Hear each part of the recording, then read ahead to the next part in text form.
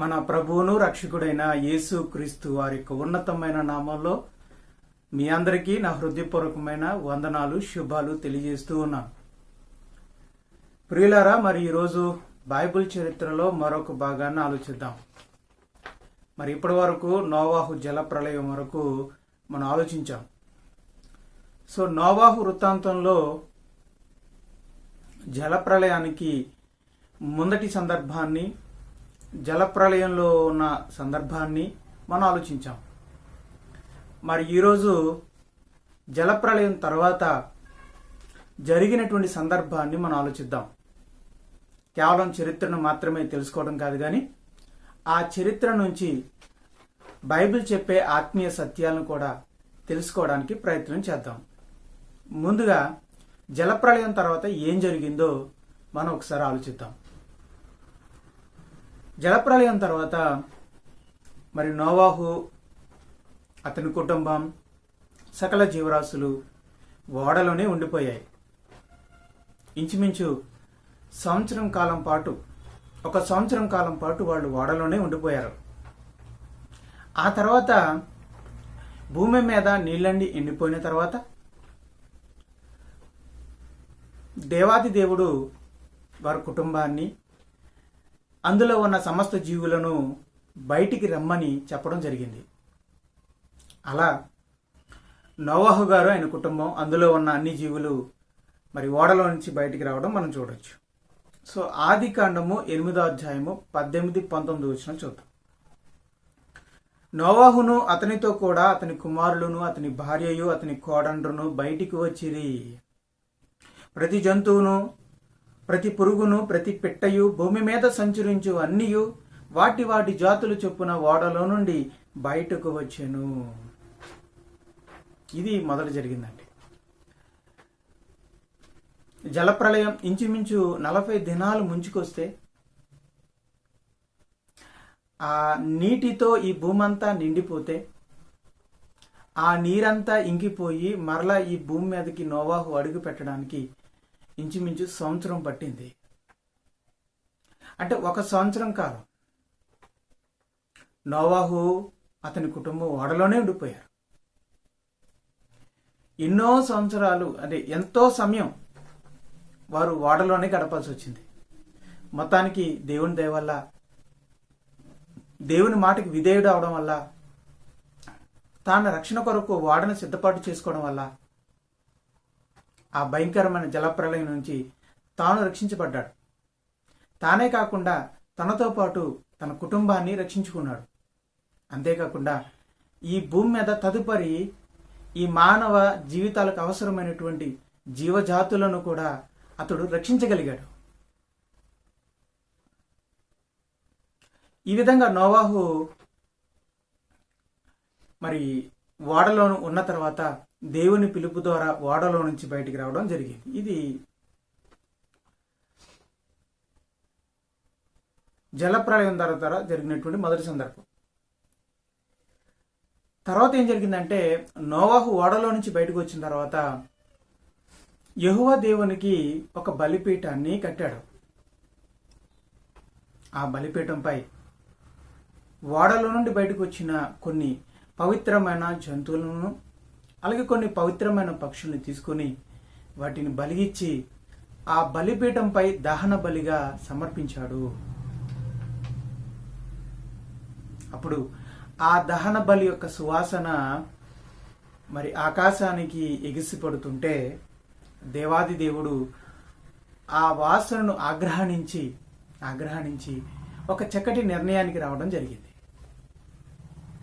ఇక మీదట మానవుల అపరాధాలను బట్టి ఈ సమస్త మానవులను లేదా సమస్త జీవరాశులను నేను సంహరింపను, నేను నాశనం చేయను అని ఒక నిర్ణయానికి దేవాదేవుడు రావడం జరిగింది. 21వ వచనంలో ఈ విషయం ఉందో చూద్దాం.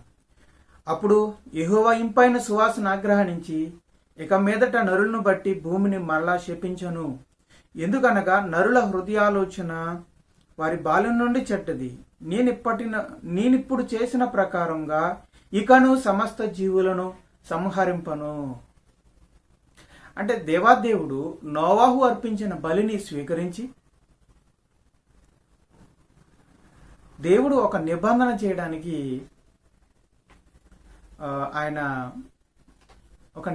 చేయడానికి ఆయన సమాధానపడి ఉన్నాడు.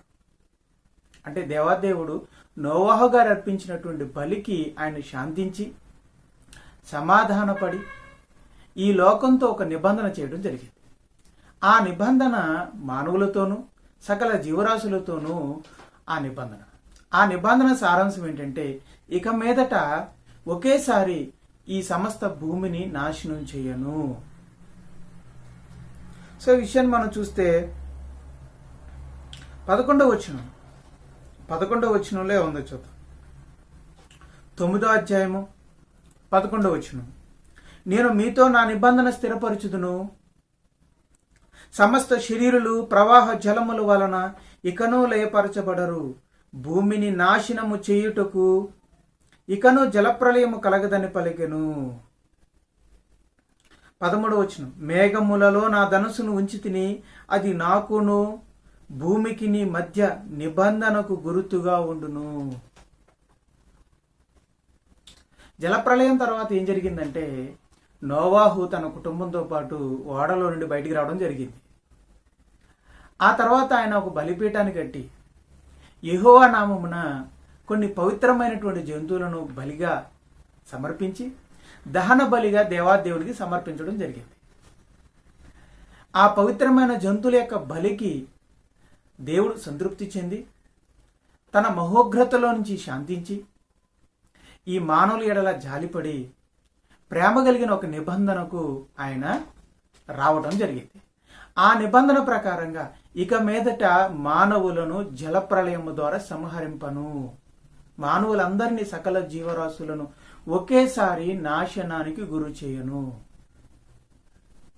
ఈ భూమి ఆకాశములు ఉన్నంత వరకు ఈ నిబంధన ఉంటుంది. వేసవికాలం, శీతాకాలం, శీతోష్ణములు ఉంటూనే ఉంటాయి. అన్ని వృత్తులు ఉంటాయి, అన్ని కాలాలు ఉంటాయి. ఈ భూమి ఉన్నంత కాలము అన్ని కాలాలు ఉంటాయి, అన్ని ఋతువులు ఉండేలా చూసుకుంటాను. నా కోపోగ్రతకు అందరినీ ఒకేసారి లేదా అన్ని జీవరాశులను ఒకేసారి సంహరించటం అనేది నేను చెయ్యను అని దేవాది దేవుడు ఒక నిర్ణయానికి వచ్చాడు.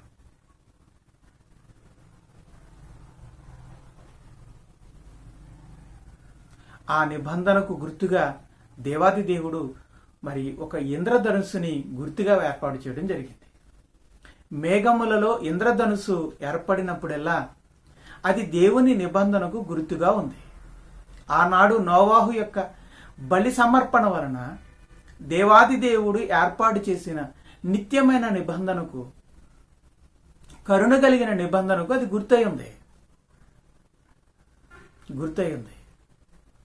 అది దేవునికి, భూమికి, దేవునికి, లోకానికి మధ్య జరిగినటువంటి ఆ నిబంధనకు గుర్తుగా ఉంది. అంటే అది చూసినప్పుడల్లా మనకు గుర్తు తెస్తుంది. గుర్తు అంటే ఏంటండి? గుర్తు చేసేదాన్ని గుర్తు అంటారు. అంటే ఇంద్రధనుసు మనకేం గుర్తు చేస్తుంది? ఆనాడు దేవుడు మానవులతో చేసిన నిబంధనను గుర్తు చేస్తుంది. ఆ నిబంధన ఏంటంటే, మనుషుల యొక్క పాపాలను బట్టి అందరినీ, ఒకనాడు జలప్రలయంలో అందరినీ సంహరించినట్టుగా ఇక మీదట అందరినీ నేను ఒకేసారి సంహరింపను అని ఒక కరుణ కలిగిన నిర్ణయానికి, ఒక దయ కలిగినటువంటి నిర్ణయానికి దేవుడు రావడం జరిగింది. అదే ఆ నిత్య నిబంధన.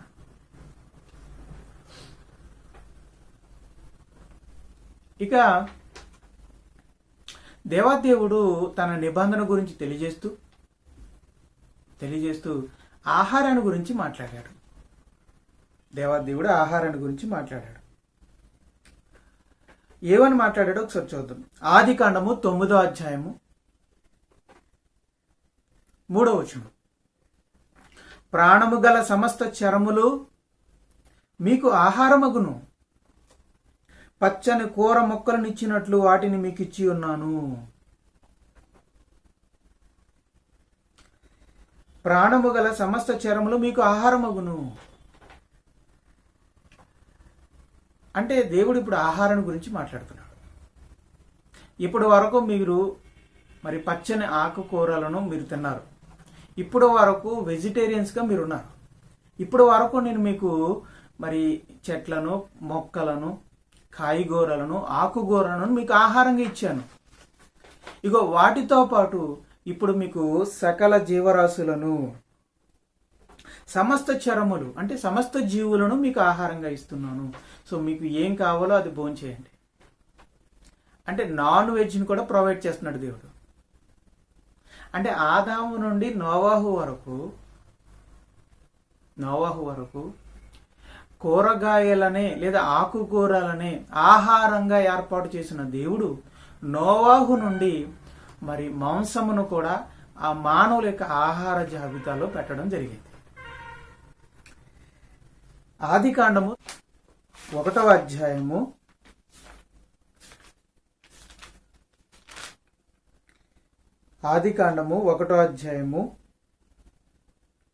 29వ వచనం. ఇదిగో భూమి మీదనున్న విత్తనములిచ్చు ప్రతి చెట్టును, విత్తనములిచ్చు వృక్ష ఫలములు గల ప్రతి వృక్షమును మీకిచ్చి ఉన్నాను, అవి మీకు ఆహారమగును.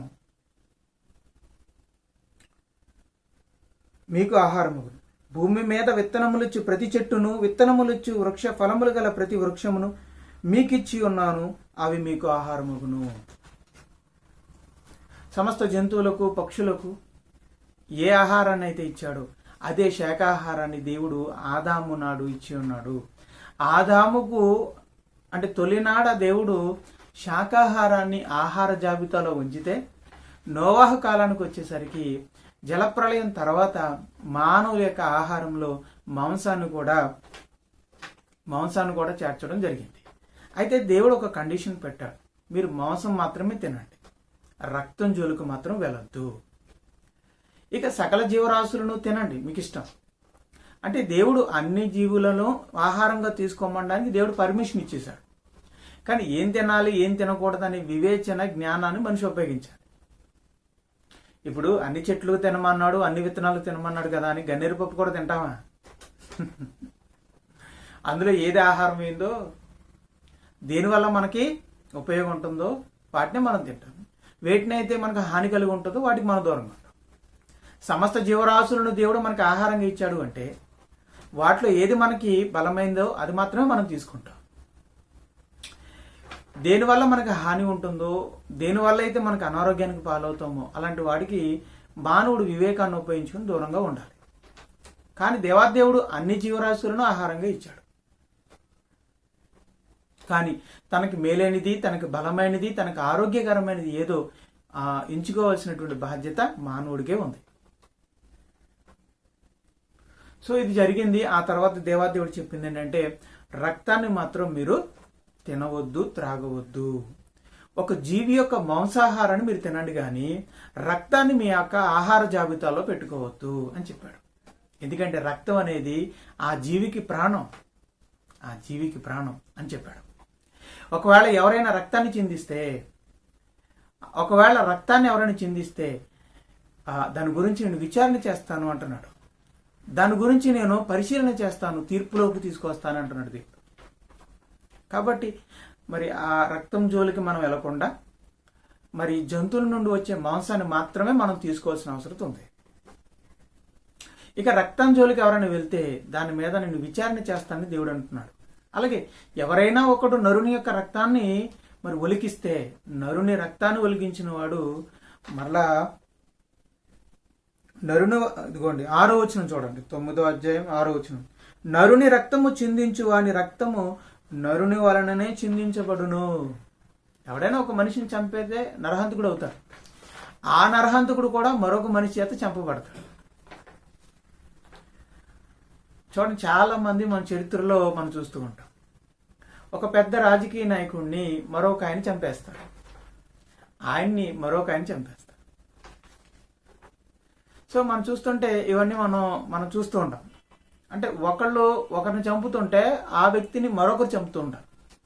దేవాదేవుడు ముందే చెప్పాడు, ఒకరి రక్తమును ఎవరైనా చిందిస్తే వాడి రక్తాన్ని మరొకరు చిందిస్తాడు అని.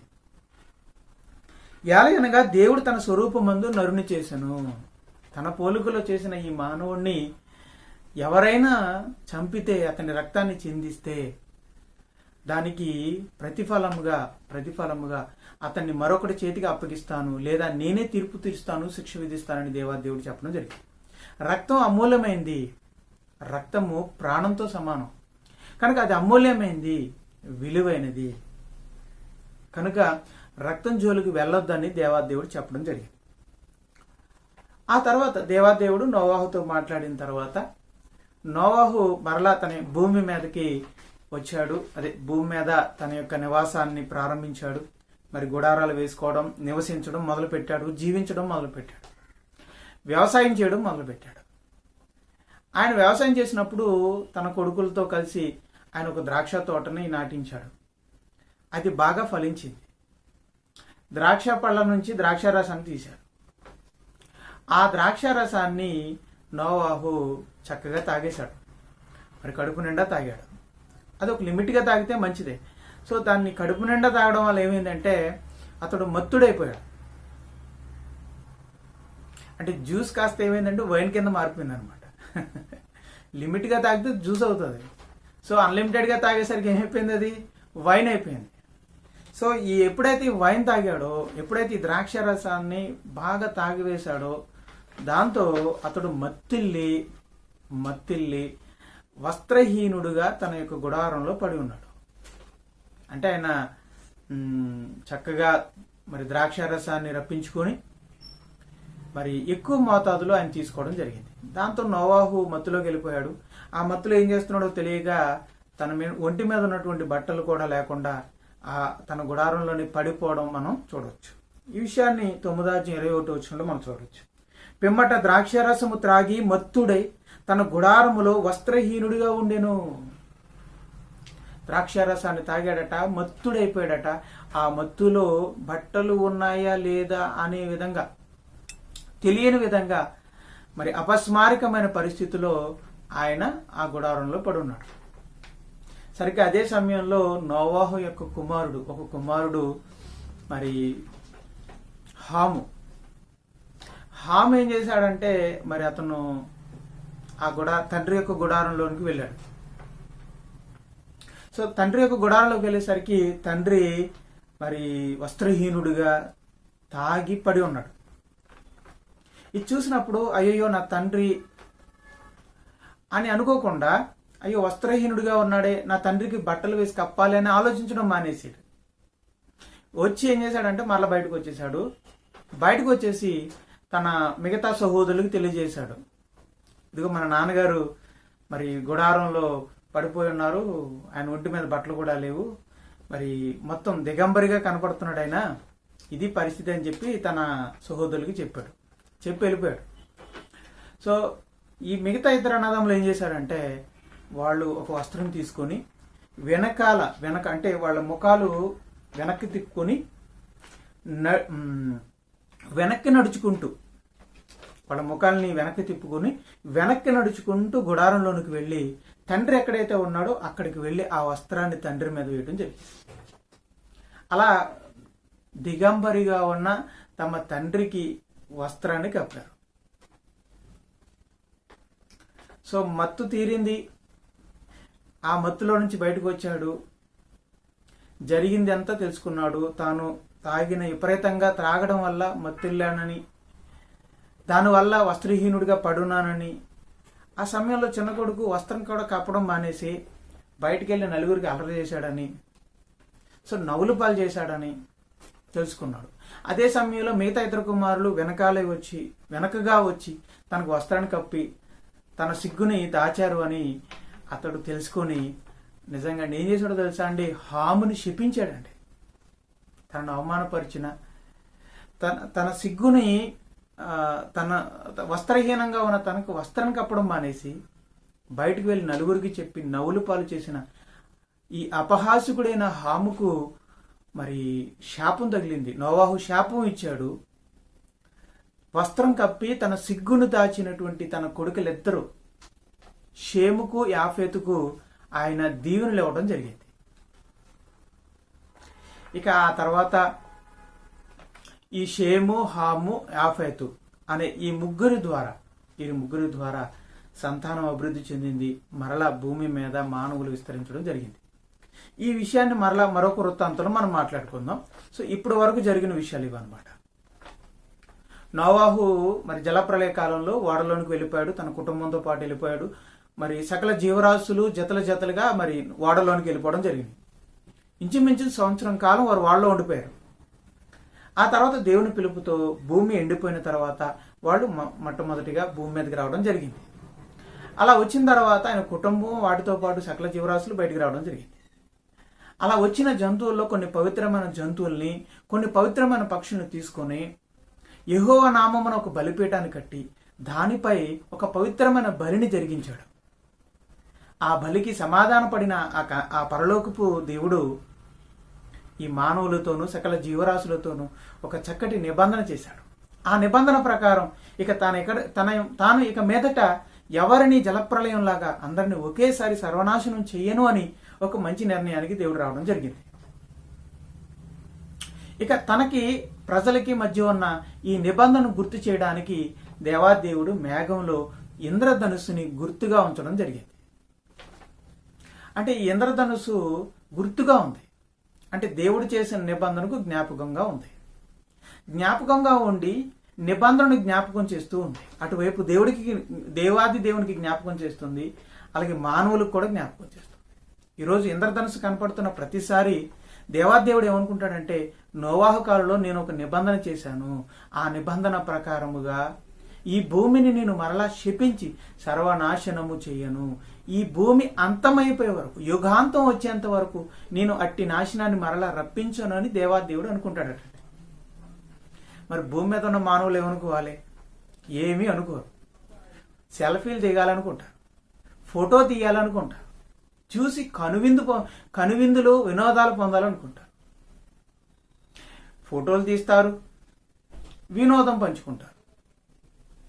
కానీ ఇక్కడ మనం చేయాల్సింది ఏంటంటే, మానవులు తెలుసుకోవాల్సిన విషయం ఏంటంటే, దేవాదేవుని యొక్క నిబంధనకు గుర్తని, అది గుర్తు, అది జ్ఞాపకం చేస్తుంది నోవాహు కాలంలో దేవుడు చేసిన నిబంధన. ఆనాడు నోవాహుతో చేసినటువంటి నిబంధన వల్లే ఈరోజు ఇంకా దేవాదేవుడు మనల్ని బ్రతికిస్తున్నాడు. ఒకేసారి సమూల నాశనం చేయకుండా తన కోపాన్ని అణుచుకుంటున్నాడు. తన దయగలిగిన నిబంధన ద్వారా ఈ ప్రపంచం మీదకి ఇంకా ఇంకా నిత్యమైన సర్వనాశనాన్ని కలిగించకుండా జలప్రళయం ద్వారా కానీ మరే ప్రళయం ద్వారా కానీ మానవులందరినీ ఒకేసారి సంహరించకుండా, సకల జీవరాశులను ఒకేసారి సంహరించకుండా ఇంకా ఇంకా ఇంకా ఇంకా మరి సమయాన్ని ఇస్తున్నాడు. అంటే దేవాదేవుడు ఆ రోజు నోవాహు కాలంలో చేసినటువంటి నిబంధన. ఈరోజు ఎక్కడో చైనా దేశంలో పుట్టినటువంటి కరోనా వైరస్ ఈరోజు ప్రపంచవ్యాప్తంగా అన్ని రాష్ట్రాలకు, అన్ని దేశాలకు, అన్ని జిల్లాలకు, అన్ని గ్రామాలకు కూడా, పల్లెటూర్లకు కూడా విస్తరించింది. మన వీధులలోనూ కూడా వస్తూ ఉంది. అంతగా ప్రపంచవ్యాప్తంగా ఇది వ్యాపించింది. నేను చెప్తున్నానండి, నిజంగా కరోనా వచ్చిన వాళ్ళందరూ చచ్చిపోవాలని దేవుడు నిర్ణయించుంటే ఈ పాటికి అందరూ చచ్చిపోయేవారండి. అలా ఎందుకు జరగలేదు తెలుసా అండి? ఇప్పుడు మారుమూల ప్రాంతాల వరకు విస్తరించిన ఈ కరోనా వల్ల అందరూ ఎందుకు చచ్చిపోలేదు తెలుసా? కేవలం కొంతమందిని మాత్రమే మరణానికి అప్పిస్తున్నాడంటే కారణం ఏంటి తెలుసా? ఆ రోజు నోవాహుతో దేవుడు చేసిన నిబంధన. ఏమని? ఇకను నేను మానవులను ఒకేసారి సంహరింపను అన్న దేవుని యొక్క మాట. చూద్దాం ఒకసారి ఆ మాట.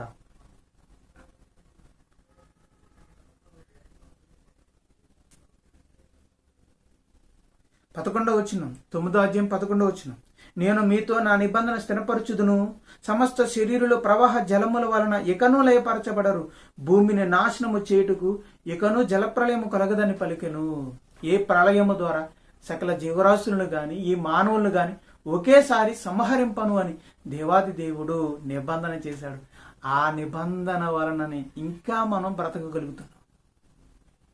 ప్రభు యేసుక్రీస్తు వారి లోకానికి వచ్చి ఈ సర్వలోకాన్ని నాశనం చేసేంత వరకు, ఈ యుగాంతం వచ్చేంత వరకు ఆ నిత్య నిబంధన మనకి నిబంధనగా, రక్షణగా నిలిచి ఈ భూమి మీద మానవులందరూ బ్రతకడానికి అవకాశం కలుగుతూ ఉంది.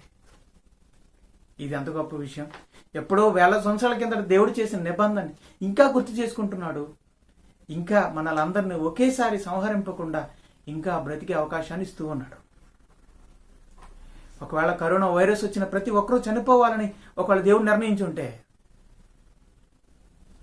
ఒకళ్ళు బ్రతకరండి, ఒకళ్ళు బ్రతకరు. ఒకప్పుడు జలప్రళయంలో మానవులందరూ సంహరించబడిపోయినట్టు, ఏదో నోవహు కుటుంబం మాత్రమే బ్రతికినట్టు ఈరోజు కరోనా వైరస్ ప్రపంచవ్యాప్తంగా విస్తరించి ఉండగా ఆ వైరస్ వల్ల అందరూ చనిపోతే ఎక్కడో కొద్ది కుటుంబాలు మాత్రమే బ్రతుకుతాయండి. కొన్ని కుటుంబాలు మాత్రమే బ్రతుకుతాయి. కానీ ఇంకా అటువంటి పరిస్థితి రాలేదంటే ఆ రోజు దేవాదేవుడు నోవహుతో చేసిన ప్రేమ కలిగిన నిబంధన, సమాధానము కలిగిన నిబంధన, తన కోపాన్ని అణుచుకుని శాంతపరుడే చేసిన ఆ ప్రేమ కలిగిన నిబంధన ద్వారానే ఇంకా భయంకరమైన పరిస్థితులు మనకి రాలేదు. మరి ఈ ఇంకా ప్రాణాలుతో బ్రతుకున్నదంటే దేవుడు ప్రేమ కలిగిన నిబంధన అని చెప్పి ఈరోజు మానవుడు దేవుని స్తుతించాలి. ఆకాశంలో కనపడుతున్న ఇంద్రధనుసును చూసి ఆ నిబంధనను గుర్తు చేసుకుని ఇంకా మేము బ్రతుకున్నామంటే ఆ దేవుని నిబంధన అని ఆ నిబంధన బట్టి దేవునికి స్తుతులు చెప్పేవారుగా ఈరోజు మానవులు ఉండాలి.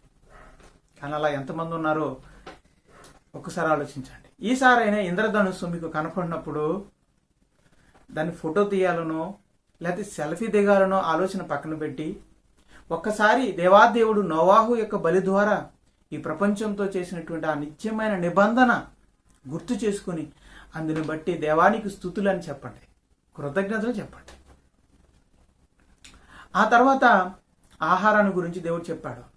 శాకాహారంతో పాటు మాంసాహారాన్ని కూడా నీ ఆహార జాబితాలో చేరుస్తున్నాను, అయితే మాంసాన్ని మాత్రమే భుజించు, రక్తం జోలికి మాత్రం వెళ్ళొద్దని దేవుడు చెప్పాడు.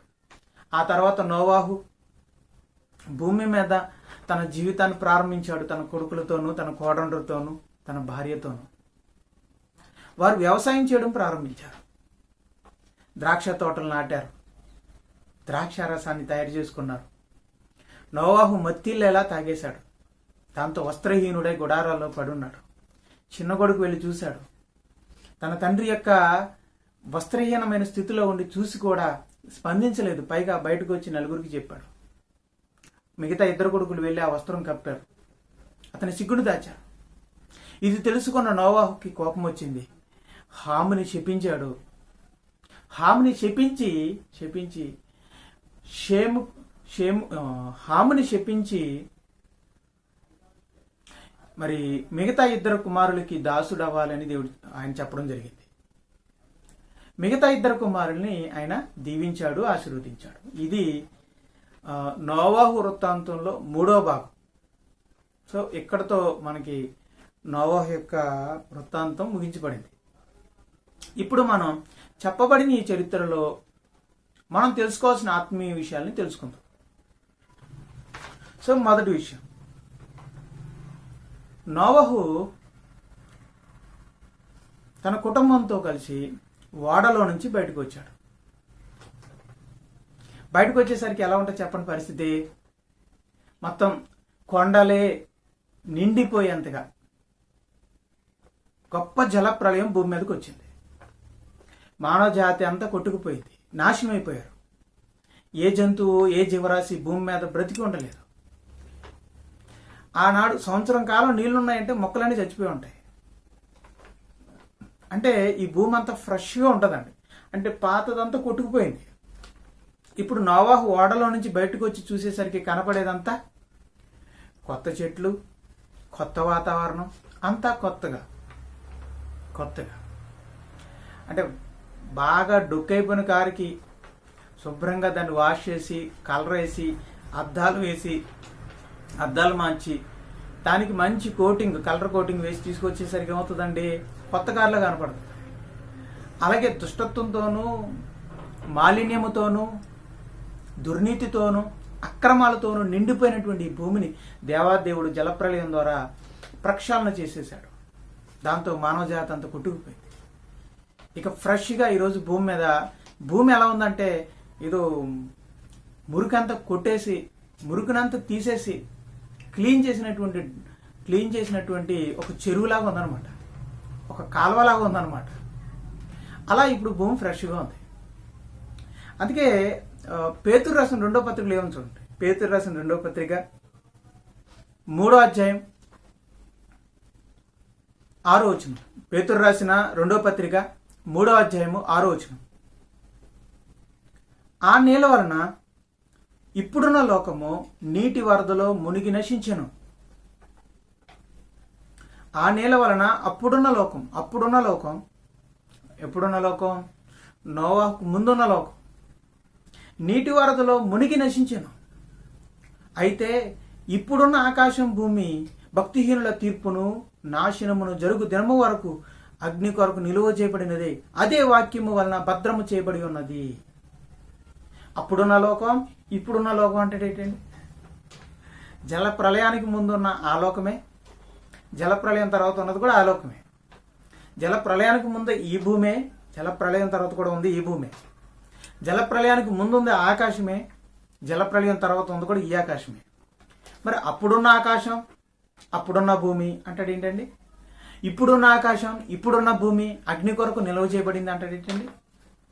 అంటే ఇక్కడ లోకము జలప్రలయానికి ముందు లోకం, జలప్రలయానికి తర్వాత లోకం అని రెండుగా విభజించారు. బైబిల్లో రెండుగా విభజిస్తుంది. నోవాహుకి ముందు, నోవాహుకి తర్వాత. ఇప్పుడు ఈ ప్రపంచం ఈ లోకాన్ని 2 భాగాలు చేసింది కాలాన్ని. ఏమని? క్రీస్తుకు ముందు, క్రీస్తు తర్వాత, అలాగనమాట. అప్పుడు ఆ కాలంలో నోవాహుకు ముందు, నోవాహుకు తర్వాత. నోవాహుకు ముందున్న లోకం, నోవాహు తర్వాత ఉన్న లోకం. అంటే నోవాహు మరి ఓడలో నుంచి బయటకు వచ్చారు అంటే ఎలా వచ్చారనమాట? ఏదో ఒక క్రొత్త ఆకాశంలోనికి, క్రొత్త భూమిలోకి అడుగుపెట్టినట్టుగా వచ్చారనమాట. అంతే కదా? అప్పుడున్న ఆకాశం, అప్పుడున్న భూమి తుడిచిపెట్టుకుపోయింది. జలప్రళయం ఏం చేసింది? ప్రక్షాళన చేసింది. ఒక క్రొత్త భూమిగా, ఒక క్రొత్త ఆకాశంగా ఉంది. అటువంటి క్రొత్త భూమిలోనికి నోవాహు అడుగుపెట్టాడు. అంటే భూమి మారిపోయిందని నేను అంటలేదు, ఆకాశం మారిపోయిందని నేను అంటలేదు. అదే భూమి, అదే ఆకాశం. కానీ జలప్రళయంతో ప్రక్షాళన జరిగింది. దాని ద్వారా ఫ్రెష్గా మారింది భూమి, ఆకాశాలు. సో ఈ నూతనమైన ప్రక్షాళన చేయబడిన భూమి మీదకి నోవాహు అడుగు పెట్టాడు. అవునా కదా? అదే బైబిల్ చెప్తుంది. అంటే తన రక్షణ కొరకు ఓడను సిద్ధం చేసుకుని ఓడలో ఉండి రక్షించబడి ఆ రక్షణ తర్వాత జలప్రళయం వచ్చి ఆ రక్షణ వలన జలప్రళయం నుంచి తప్పించుకుని ఆయన ఎక్కడికి వస్తున్నాడు? ఒక నూతన భూమిలోనికి, ఒక నూతనమైన ఆకాశంలోకి ఆయన అడుగుపెట్టాడు. సో ఇక్కడ ఉన్న ఆత్మీయ సత్యం ఏంటంటే, మనం క్రీస్తునందు ఉంటే ఇప్పుడున్న ఈ లోకానికి ఏం రాబోతుందట? ఇప్పుడే చెప్తున్నాడు. అప్పుడున్న లోకానికి జలప్రళయం వస్తే ఇప్పుడున్న లోకము అగ్ని ప్రళయం కొరకు నిల్వ చేయబడింది అంటున్నాడు. ఇప్పుడున్న ఈ ఆకాశంలో, ఇప్పుడున్నటువంటి ఈ భూలోకంలో ఎవరైతే క్రీస్తు యేసునందుండి రక్షించబడతారో వారు ఈ అగ్ని ప్రళయాన్ని తప్పించుకొని క్రొత్త ఆకాశము, క్రొత్త భూమిలోకి అడుగు పెడతారు. ఆ రోజు ఓడలో ఉండి జలప్రళయం నుంచి తప్పించుకున్న నోవాహు కుటుంబము ఒక క్రొత్త లోకానికి అడుగుపెట్టినట్టుగా అగ్ని ప్రళయం రాబోతున్న ఈ భూలోకంలో ఎవరైతే క్రీస్తునందుండి రక్షించబడతారో, ఎవరైతే అగ్ని ప్రళయాన్ని తప్పించుకుంటారో వారు అగ్ని ప్రళయాన్ని తప్పించుకుని క్రొత్త ఆకాశము, క్రొత్త భూమిలోకి అడుగు పెడతారు. అదే విషయాన్ని పేతురు గారు రాసిన 2వ పత్రిక అక్కడే 3వ అధ్యాయము 12వ వచనం 13వ వచనం చదువు. దేవుని దినపు రాకడ కొరకు కనిపెట్టుచు దానిని ఆశతో అపేక్షించుచు మీరు పరిశుద్ధమైన ప్రవర్తనతోనూ భక్తితోనూ ఎంతో జాగ్రత్త గలవారై ఉండవలను. అయినను మనము ఆయన వాగ్దానమును బట్టి క్రొత్త ఆకాశము కొరకును, క్రొత్త భూమి కొరకును కనిపెట్టుచున్నాము. వాటి యందు నీతి నివసించును. రాబోతున్న జలప్రళయాన్ని తప్పించుకుని నోవాహు తన కుటుంబంతో కలిసి ఒక క్రొత్త భూమిలోకి అడుగుపెట్టినట్టుగా ఈరోజు క్రీస్తు నుండి రక్షించబడిన వారు, వాడలాగా ఉన్న క్రీస్తులో దాచబడిన వారు రాబోతున్న భయంకరమైన అగ్ని ప్రళయాన్ని తప్పించుకుని మరొక నూతనమైన భూమిలోకి అడుగు పెట్టబోతున్నారు. అదే పరలోకం, అదే అదే నూతన సృష్టి. ప్రియమైన దేవుని వారలారా, మరొక విషయాన్ని నేర్చుకుందాం. ఇది మొదటి విషయం. రెండో ఆత్మీయ సత్యాన్ని మనం విందాం. అదేంటంటే, నోవాహు పవిత్రమైన జంతువులను తీసుకొని వాటిని బలి ఇచ్చి వాటిని బలిపీఠంపై పెట్టి దహన బలిగా సమర్పించడం వలన ఉగ్రుడై ఉన్న దేవుడు సమాధానపడి ఈ లోకంతో ఒక ప్రేమ కలిగిన నిబంధనని ఏర్పాటు చేశాడు. దాని ద్వారా ఇక మీదట మానవులను గాని జంతువులను గాని ఒకేసారి సర్వనాశనము చెయ్యనని దేవాదేవుడు ఒక సంధిలోనికి, ఒక ఒప్పందంలోనికి రావడం జరిగింది. అది ఆ నిబంధన గుర్తు చేసేలా దేవాదేవుడు ఆకాశంలో ఇంద్రధనుసుని ఏర్పాటు చేయడం కూడా జరిగింది. ఇప్పుడు ఈ విషయం ద్వారా మనం నేర్చుకోవాల్సిన ఆత్మీయ సత్యం ఏంటంటే, నీతిమంతుడైన యేసు పవిత్రమైన జంతువులను కాదు గాని పవిత్రమైన తన ప్రాణాన్ని, పవిత్రమైన తన శరీరాన్ని సజీవ యాగముగా సిలువలో బలిగా సమర్పించి ఆ సిలువ మీద వేలాడదీయడం ద్వారా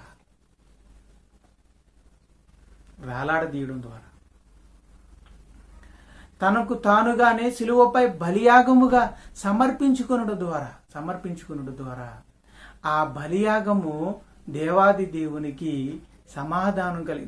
దేవుని సన్నిధిలో సమాధానం కలిగించేలా చేసింది. నోవాహు అర్పించిన పవిత్రమైన జంతువుల యొక్క బలి దేవుని యొక్క కోపాన్ని శాంతపరిచింది, నిబంధనకు తీసుకొచ్చింది, ఒక ఒప్పందానికి తీసుకొచ్చింది. అలాగే ప్రభువైన యేసుక్రీస్తు వారి యొక్క పవిత్రమైన బలి, తన స్వీయ బలి దేవాది దేవుని యొక్క ఉగ్రతను శాంతపరిచింది, మానవులతో నిబంధన చేయడానికి కారణమయ్యింది.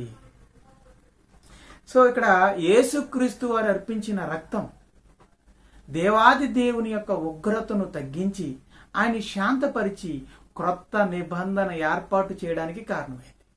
ఈరోజు ఆ క్రొత్త నిబంధన ద్వారా మానవులు రాబోయే ఉగ్రతను తప్పించుకుని నిత్యరాజ్యమైనటువంటి పరలోకానికి చేరే గొప్ప రక్షణ ఏర్పాటు చేయడం జరిగింది. అంటే దేవుడు ఎలాగైతే నోవాహు నిబంధనను బట్టి ఈ మానవులను నేను సర్వనాశనం చేయనని దేవుడు ఎలాగైతే చెప్తున్నాడో, ఎవరైతే యేసుక్రీస్తు వారి ద్వారా ఏర్పాటు చేసిన నిబంధనలో ఉంటారో వాళ్ళందరినీ కూడా నాశనం చేయకుండా పరలోకానికి తీసుకువెళ్ళి నిత్యము జీవం కలిగిన, ఎప్పటికీ నాశనము లేని స్థితిలోనికి ఆయన తీసుకెళ్ళబోతున్నాడు. మత్తయి సువార్త 26వ అధ్యాయము 28వ వచనం, ఇది నా రక్తము అనగా పాప క్షమాపణ నిమిత్తము అనేకుల కొరకు చిందించబడుచున్న నిబంధన రక్తము. అక్కడ నిబంధన అన్నకాడ పుట్నోట్లో ఒకటని ఉంది, అక్కడ ఏమని చూడండి, క్రొత్త నిబంధన. ఇది నా రక్తం. ఇది ఏ రక్తమో తెలుసా? క్రొత్త నిబంధన రక్తము. అంటే యేసుక్రీస్తు వారు బలిగా తనను సమర్పించుకోవటం వలన శిలువ మీద ఆయన కార్చిన పవిత్రమైన రక్తం ఏం చేసిందంటే దేవునిని సమాధానపరిచి ఒక క్రొత్త నిబంధన మానవ జాతితో చేయటానికి అవకాశం కలిగించింది.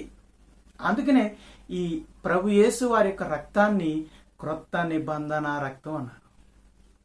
అంటే ప్రభు యేసు యొక్క బలి, నీతిమంతుడైన యేసు యొక్క బలి క్రొత్త నిబంధనకు కారణమైంది. అంటే దేవాది దేవుడు ఈ మానవులతో సమాధానం పడడానికి ఇష్టపడ్డాడు. దాని ద్వారా ఒక క్రొత్త నిబంధన ఏర్పాటు చేశాడు. ఆ నిబంధన ద్వారా ఎవరైతే క్రీస్తుకు విధేయులవుతారో వారందరినీ నిత్యము రక్షించడానికి దేవాది దేవుడు ప్రణాళిక కలిగి ఉన్నాడు. కొలసీలకు హెబ్రీలకు రాసిన పత్రిక 9వ అధ్యాయం 15వ వచనం,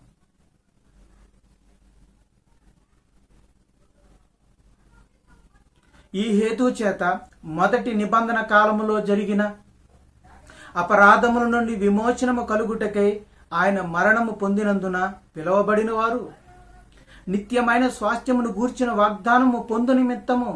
నిత్యమైన స్వాస్థ్యం అంటే పరలోకంలో దేవుడు ఇవ్వబోయేది.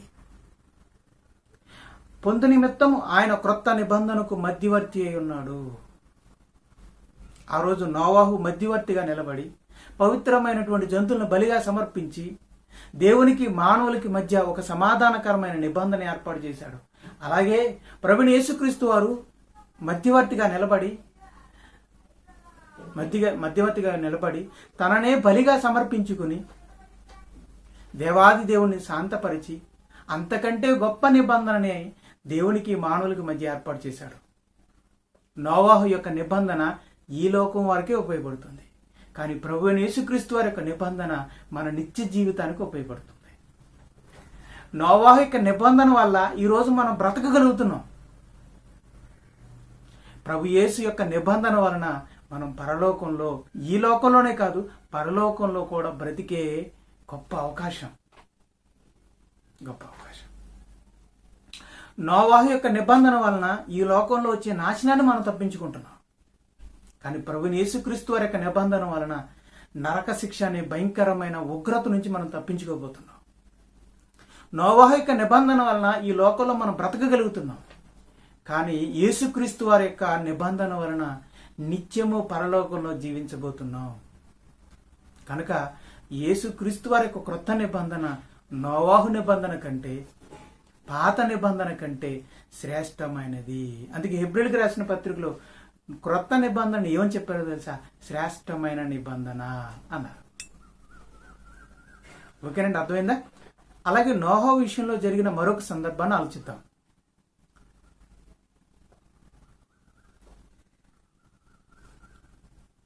వస్త్రహీనుడిగా పడి ఉన్న తన తండ్రిని వస్త్రం కప్పడం మానేసి బయటికి వెళ్ళి మరిద్దరికి చెప్పి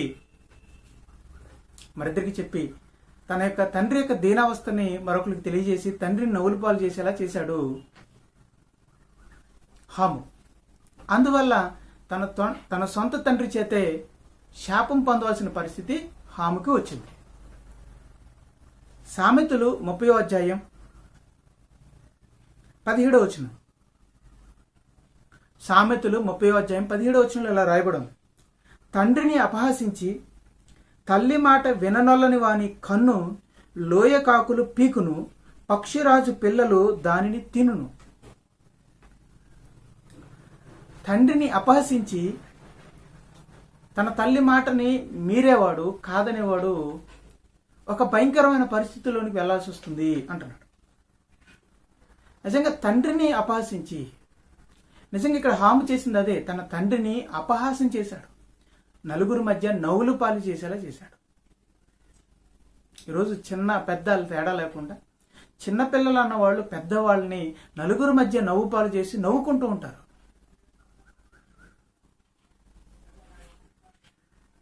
పెద్దవాళ్ళని నవ్వుల పాలు చేయడం అనేది శాపానికి కారణం అవుతుంది.